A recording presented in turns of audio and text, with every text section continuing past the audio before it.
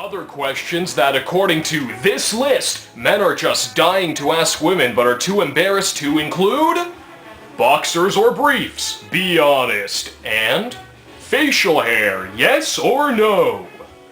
Seriously? These questions are a joke. I mean, who would be too embarrassed to ask about facial hair? Honey, I've been wanting to ask you this for a long time.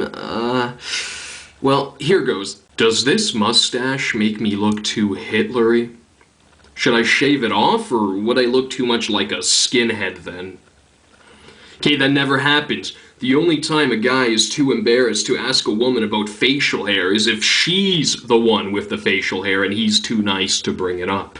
Damn French chicks, we save your ass in World War II, and this is how you repay us, ingrates? Another question on the list.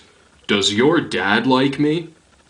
Well, first of all, if she's, let's say, Asian, and you're, let's say, not Asian, it's possible she's only dating you because her dad won't like you. You think she's dating you because she likes your personality, but actually she couldn't care less about your personality. She only cares about your non-Asianness. And the only reason she's dating you is because she's mad at her traditional Asian father, and she wants to get revenge on him for that time when he forced her to practice playing songs from Ms. Saigon on her violin for 3 days in a row without sleep, so that she wouldn't dishonor her family legacy at the Oriental Music Festival.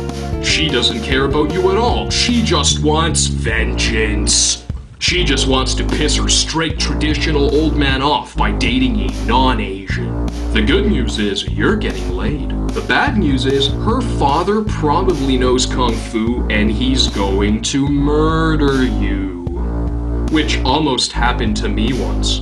I was about to hook up with this Korean girl in her room. And unfortunately, her room was located somewhere in her crazy dad's house. So, just as I've got my hand up her skirt, her dad starts banging, yelling, and kicking the locked door like he thinks he's Ryu or someone. So his daughter gets really mad. She marches to the door and she opens it up, and her father walks in there and he starts screaming at her in Korean. And I'm thinking, I have no idea what this man is saying, but it appears my night has taken a turn for the worse.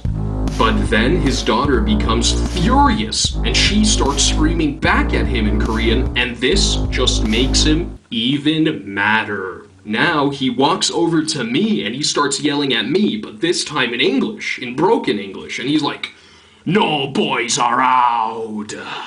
You leave, you leave, you leave, you leave." Then he grabs me by the collar of my shirt, and now he's pulling me out of the room. And I'm thinking, this probably would be scary if he wasn't 4 feet tall. So, if you're both from the same race and ethnic group, whether or not her father likes you mostly depends on how much money he has. If her father is poor and you're not, he'll be more than happy for you to date his daughter. He'll also be more than happy to ask you for bail money because he got arrested for beating a guy down because that guy said bad things about NASCAR. And if her father is wealthy, he'll hate you no matter what. If you're poor, he'll think you're not good enough for her. If you're rich, he'll hate you because the only thing worse than people who make more money than you is people who make more money than you who are younger than you as well. You made more money than I did in less time? Douchebag. Alright, another question. Why do you always ask us questions when you already know the answers? She asks you questions when she already knows your answers to them because she wants to catch you in a lie. So it's Tuesday and she tells you, "I'm going shopping for ornamental bird cages and scented candles this weekend, come with me." And you of course answer with, "Oh, I'd love to, but I can't because I need to help my cousin Tom move into his new house this weekend." And she's like, "Oh, I didn't know you had a cousin Tom." But then on Friday, she asks you again, "Can you take me shopping tomorrow?" And she already knows the answer. She knows that you said no, and she remembers the excuse you gave. The question is, do you remember it? Probably not. I can't come because I need to, Work on my thesis paper. I thought you needed to help your cousin Tom move. Hey, look over there, it's Bigfoot, and he wants your autograph. Bye-bye, gotta go. Another question that guys allegedly want to ask women but are too embarrassed to ask is, how can you complain endlessly about having so much work to do and then find the time to go shopping or talk to someone on the phone for 2 hours? Congratulations, dumbass, she's cheating on you. Anyway, most of the questions on this list are stupid.